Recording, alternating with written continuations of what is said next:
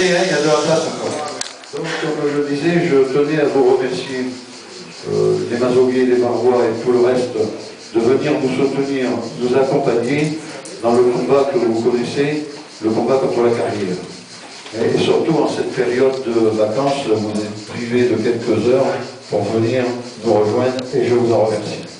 Cette journée est grave pour l'avenir de Mazogues, pour son développement, son économie, ses finances, ses activités, son avenir, pour la vie de tous les jours, surtout nous qui sommes tant attachés à ce territoire. Le 28 juin 2012, j'étais invité par monsieur le préfet du Var, qui m'annonçait qu'il allait prendre une décision favorable pour l'ouverture et l'exploitation de la carrière Provence-Granulat. Je peux vous dire que surpris je l'ai été à plusieurs titres, parce que depuis 2008, notre arrivée à la commune, nous n'avons cessé de nous battre contre des projets. Alors les projets, pour ceux qui sont élus, vous savez qu'en début de mandat, on essaye toujours de vous faire passer les projets les plus pourris. Hein, parce que peut-être qu'avec un peu de chance, il y a peut-être 70-80% de nouveaux élus qui ne connaissent peut-être pas comment ça se passe. Heureusement, nous avons été attentifs et nous avons pris, je veux dire, le taureau par les cornes, si je puis ainsi m'exprimer. Le premier dossier qui était à l'ordre du jour, c'était le projet de Val-Sud, d'une décharge. Hein, bon, celui-là, on a pu se battre, hein, je pense qu'avec le concours de tous, et nous y sommes arrivés. Le second, c'était le projet de carrière. Je ne vous cache pas qu'on pensait peut-être à gagner, mais que nous aurions pu être entendus. Ça n'aurait pas été le cas. Avant de continuer, là, j'ai commis une sérieuse erreur en tant qu'élu, et surtout de n'avoir présenté les personnes qui m'accompagnent ce soir.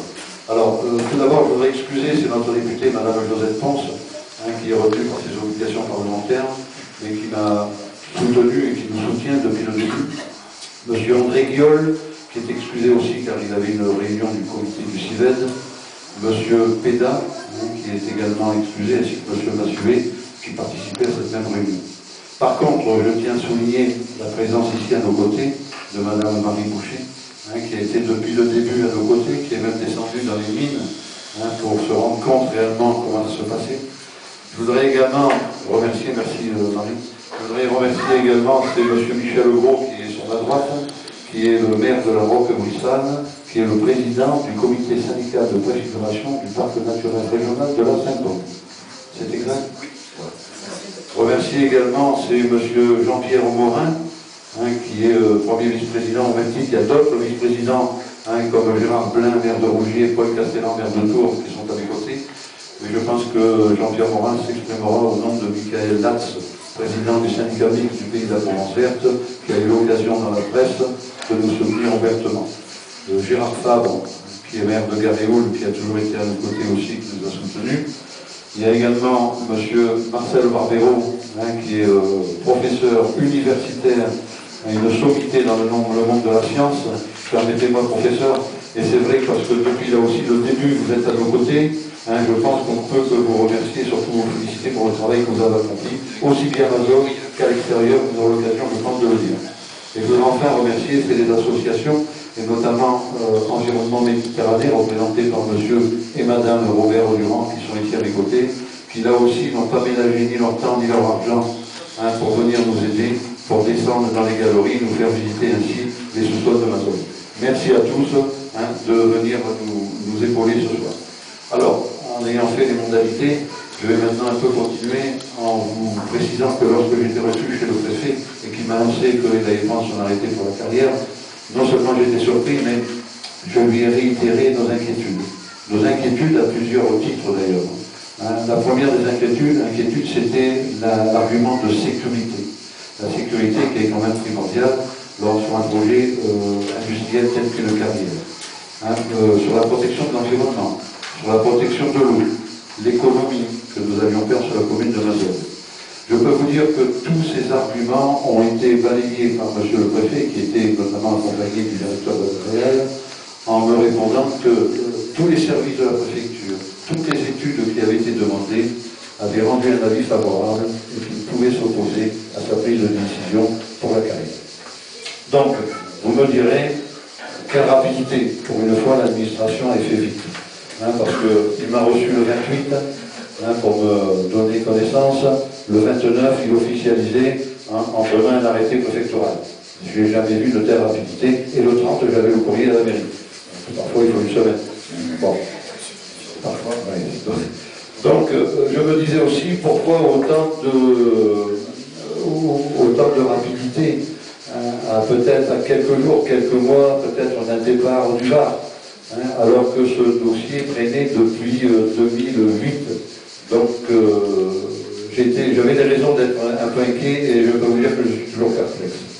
Alors, je voulais vous lire aussi les contradictions avec l'arrêté préfectoral où il met dans son arrêté en première page, considérant, je vous lis, considérant que dans le cadre de l'étude des aléas miniers de Mazog, les visites de terrain devant permettre l'établissement d'un inventaire exhaustif des ODJ, c'est-à-dire les ouvertures de long jour, ont été réalisées dans le secteur concerné par le projet de carrière. Alors, comme vous pouvez le voir, ont été réalisées. Moi, ce que je demande, dans la mesure où ça concerne des aléas miniers, et notamment ça pourrait déclencher et sortir sur le PPRM, le plan de prévention des risques miniers, qui n'a pas été établi sur la commune de Mazog, ni même sur le bassin bauxitique, que ce soit de Tours, de Rontier ou de Mazog. Donc moi je demande d'avoir les conclusions. Les conclusions, naturellement, on ne peut pas les avoir parce que de source indirecte, je peux vous dire que même le préfet les aura que dans 2 ou 3 mois. Alors disons qu'il prend un gros risque en autorisant une carrière au vu des risques de sécurité qui peuvent s'y voir. D'autre part, quand je vois monsieur le préfet en date du 30 mars m'envoyer un arrêté où il prorogeait sa prise de position quant à l'ouverture de la carrière, en marquant notamment dans son arrêté, considérant qu'avant de statuer sur la demande d'autorisation présentée par la société Provence Granulin, il est préférable de connaître le recensement exhaustif des ODJ présents dans le secteur concerné par le périmètre de la carrière, ainsi que les éventuelles premières mesures sommaires de mise en sécurité de ces ODJ. Ça, c'est sur l'arrêté. Sur la lettre d'accompagnement, là, c'est encore un peu plus explicite. En conséquence, s'agissant d'un enjeu de sécurité publique, et afin de laisser le temps nécessaire à la réalisation de cette étude, je suis amené à proroger le délai d'instruction de la demande relative à l'affaire citée en objet présentée par la société Provence Granulin. Vous permettez d'être étonné, de dire, d'une décision aussi rapide, en l'absence, des conclusions du bureau d'études INERIS, qui est une filiale, si je peux dire, de Géodéris, et qui sont toujours en prospection dans les mines, que ce soit de Mazog, de Tours ou de Rougy. Donc, je ne vois pas comment le préfet a pu avoir des études, à moins qu'il ait eu téléphoniquement, je veux dire, des contacts ou des renseignements de ce bureau d'études, ce qui m'étonnerait. Alors, ce rapport, il faut dire que l'Adréal aussi, j'ai quelques inquiétudes d'être inquiet des services de la préfecture. Pour savoir avec quel acharnement, lors de la commission des carrières, qui s'est tenue le 30 novembre 2010, pour beaucoup d'entre vous, vous en souvenez, parce que vous étiez avec nous en préfecture du Var, avec quel acharnement, dirais-je, l'Adréal tenait et se trouvait du côté du carrière. Parce que pour les fonctionnaires de l'Adréal, il était clair dès le début que la carrière était possible, qu'il n'y avait aucun vide, que les galeries étaient effondrées, qu'il n'y avait plus de salle de dépilage, qu'il n'y avait plus rien du tout. Donc tout ça est totalement faux, parce que si je reviens sur l'arrêté préfectoral du préfet du 29 juin, il est bien marqué que l'exploitation située au-dessus des anciennes descendries non foudroyées, ainsi que de toute galerie, que les campagnes de reconnaissance par panneaux électriques n'auraient pas pu détecter. Donc vous voyez que lorsque vous êtes convoqué de commission des carrières, que vous êtes traité de menteur par le pétitionnaire, parce qu'il vous dit que ce que vous avez filmé, ce que vous avez pris en photo, c'est en dehors du droit de la carrière, il y a des raisons d'être inquiet. Surtout lorsque vous voyez des conclusions de l'arrêté préfectoral. Donc, ce que je voulais dire, naturellement, et ça je tiens à le dire, je ne suis pas opposé, que ce soit aux carrières, que ce soit aux décharges, mais je suis opposé à ces projets lorsqu'ils se situent sur des sites à risque. Et à Mazog, c'est un site à risque. D'ailleurs, tout à l'heure, je crois que M. Darmusé y reviendra. Alors, qu'est-ce que je pourrais dire d'autre avant de laisser la parole à M. Darmusé, qui va nous parler un petit peu des enjeux et des conséquences de cette carrière, qui sont, vous verrez, importants pour la commune de Mazog.